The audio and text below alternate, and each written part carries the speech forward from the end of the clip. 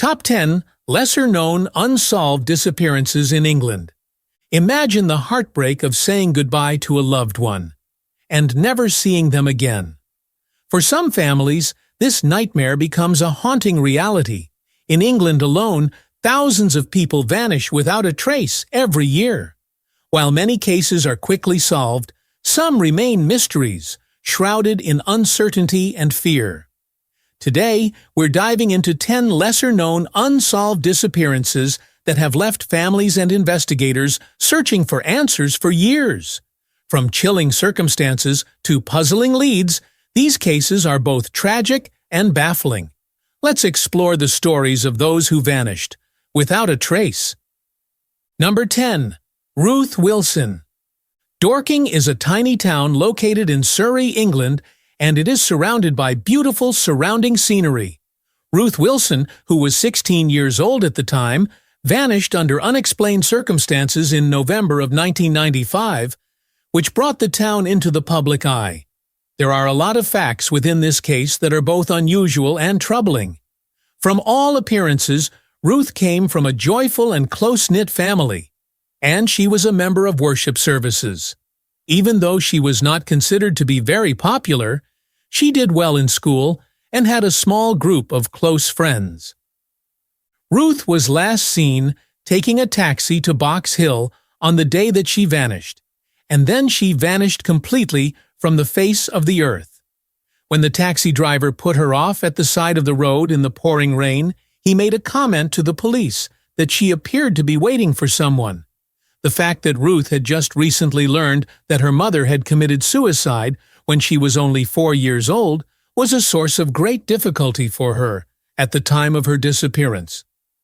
After Ruth went to a florist the day before she vanished, she made arrangements for flowers to be delivered to her stepmother in 2 days, which means that they would be delivered after she had vanished. As a result of Ruth's disappearance, the police have declined to provide the transcripts of interviews that were done following her disappearance. Additionally, Ruth's father and stepmother have declined to respond to requests for information and interviews made by journalists. Number 9. Charlene Downes. The city of Blackpool has a long history of being one of the most popular seaside resorts in the United Kingdom. It is well known that the town is famed for its famous illuminations, as well as its inexpensive and joyful family vacations. In spite of this, the town was brought into disrepute in the year 2003 when a little girl disappeared without a trace and no explanation.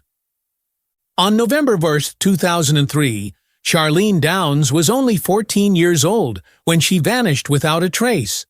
There were multiple CCTV cameras that saw Charlene in central Blackpool with her sister on the day that she disappeared. She appeared to be in a happy mood. Later that evening, in the vicinity of her residence, Charlene was seen for the final time, while she and her buddy were saying their goodbyes. Charlene's family and law enforcement are of the opinion that she was murdered. Nevertheless, despite numerous investigations and appeals, neither her body nor any trace of her has ever been discovered.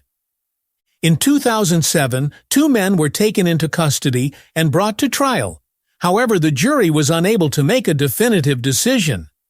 Charlene's remains were dismembered in a kebab shop, according to the prosecution's argument during the trial, which stated that she had been murdered. On the other hand, her parents do not subscribe to this theory. An updated appeal was released by the police in 2023 in an effort to provide Charlene's family with some sense of resolution after 20 years of suffering. The disappearance of the woman is connected to the sexual exploitation of children, as stated by the investigation conducted by the police.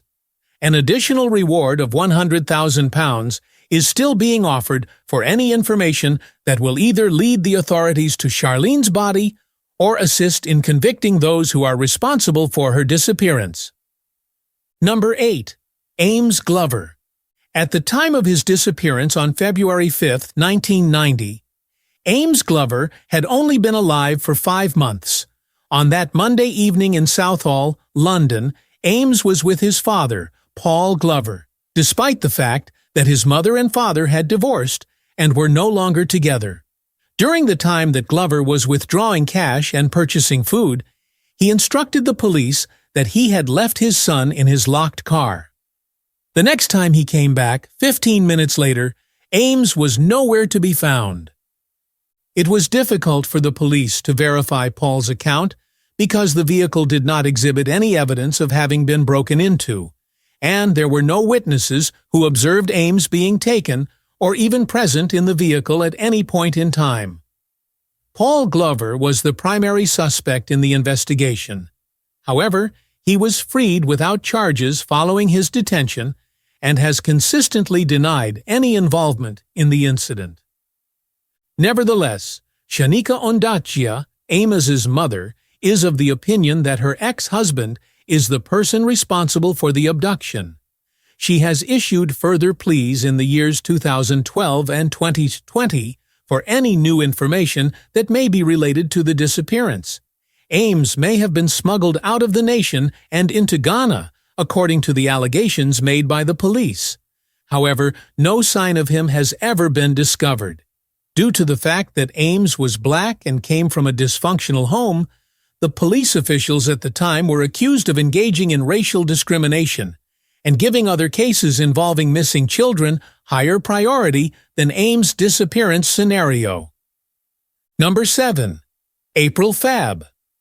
The disappearance of April Fabb, who was 13 years old at the time, occurred on April 8, 1969, and it was a shocking event for the community of Metton, which is a small countryside village located in Norfolk, England.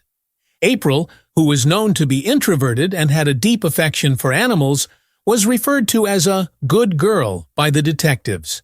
She had 2 elder sisters who had previously left the family home, but she still stayed with her mother and father after they had moved out. She had been riding her bicycle from the home of her friend to the home of one of her sisters on the day that April disappeared. Her goal was to bring a birthday present to her brother-in-law, who was celebrating his birthday. April was seen by a car at 2:06 p.m., but her bicycle was discovered by workmen laying in a field barely 9 minutes later. The driver claimed seeing April during her cycling. The position of the bike gave rise to the hypothesis that April had been kidnapped from the rural lane, and that her bicycle had been thrown over the tall embankment and into the field when it was discovered. The authorities have not been able to locate any evidence that would have led to the discovery of April, despite the fact that multiple investigations have been conducted, but they have been unsuccessful. It is a terrible tragedy that both of April's parents passed away without ever being able to find out what happened to their youngest child. They hung posters of her when she was a teenager on the wall for a considerable amount of time after she vanished. The fact that both of April's sisters continue to reside in the hamlet means that they are the first to learn about any new information concerning the investigation. A memorial built in April's honor can be found just next to the church that she used to attend on Sundays. Number 6. Sheila Fox. Following her disappearance on August 19, 1944, Sheila Fox, who was just 6 years old at the time, was referred to as the girl in the green Mac by the newspapers. A little girl from Bolton, Greater Manchester, left her school on a Friday afternoon to walk home, but she never came back. She was never seen again.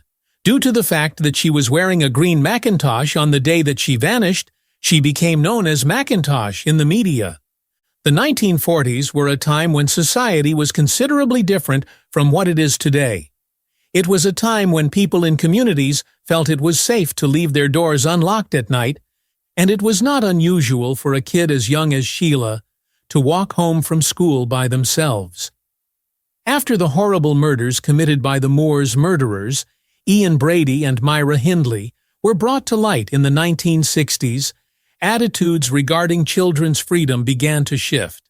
This was the first time that attitudes toward children's freedom began to change. Following her disappearance, there were multiple reports of Sheila being seen with a man who was not known to anyone. A number of individuals stated that she was walking alongside him, while others stated that they were both riding his bicycle. Additionally, a friend of hers stated that Sheila responded, "with this man," when asked where she was going. At the time, the police were perplexed because they interpreted this to suggest that Sheila was familiar with the individual. This behavior, on the other hand, would be considered probable grooming in today's society. Sheila's case has remained unsolved since the authorities have not found any evidence or leads that demonstrate any promise. There was a brief resurgence of interest in the case in the year 2001, when a garden belonging to a neighbor was searched. Despite this, there was no evidence discovered, and Sheila is still considered to be a missing person. Number 5. Lee Boxell. It has been more than 3 decades since Lee Boxell, a young man, vanished from his hometown of Sutton, which is located in South London, England. By the time he vanished, Lee was 15 years old, and it was well known that he had a passion for football. Lee arranged to meet a buddy on September 10, 1988, in order to go shopping in the neighborhood. After the buddies had said their goodbyes to one another, Lee has not been seen or heard from since. Since Lee has not been seen in a credible manner in the years that have passed since his disappearance, the authorities have come to the conclusion that he has passed away. The 3 persons who the police suspected were responsible for Lee's death were taken into custody in 2014. On the other hand, all charges against them were dropped. An investigation conducted in a nearby churchyard also did not produce any results. Peter, Lee's father, was a member of the Missing People Choir and made it all the way to the final round of Britain's Got Talent in 2017. They paid tribute to Peter's lone child by singing "I Miss You," which was penned by Peter. It is distressing to see that his parents, who are now in their late 70s, have maintained Lee's bedroom in the exact same condition as it was when he disappeared. Due to the fact that it is the 35th anniversary of their child's abduction, they have made an appeal for new information as recently as the year 2023. Number 4. Alexander Sloley. Alex Sloley was exactly 16 years old when he vanished on August 2, 2008, in North London. His disappearance occurred only 2 days before he would turn 17 years old. Alex, who wore glasses and was known as Gogs due to his specs, was a fan of football and traditional West Indian cuisine. After paying a visit to a friend and then making his way back home, he disappeared without a trace, despite the fact that he was scheduled to begin his studies in accounting at the college level. Because he did not have a passport and had very little clothing with him, it is highly improbable that he vanished without his consent. The fact that Alex was carrying a mobile phone at the time of his disappearance is a disturbing aspect of this investigation. However, the phone was shut off in an unusual manner on the day that he went missing, and it has not been turned on since to this day. This is in addition to the fact that his bank account has not been accessed thus far. This investigation has become cold as a result of the lack of numerous clues and leads. Due to the fact that Alex comes from a working-class black family, Narissa Teavee, Alex's mother, believes that the case at hand was not given the priority it deserved or taken as seriously by the authorities. It was discovered in a sad research published in 2023 by the charity Missing People that the percentage of missing children cases in the United Kingdom that include black children are solved by the police at a lower rate than those involving white or Asian children. Number 3. Mary Flanagan. Mary Flanagan, who was 16 years old at the time, was reported missing in Newham, London on December 31, 1959. This occurred on the same day as most people were celebrating New Year's Eve.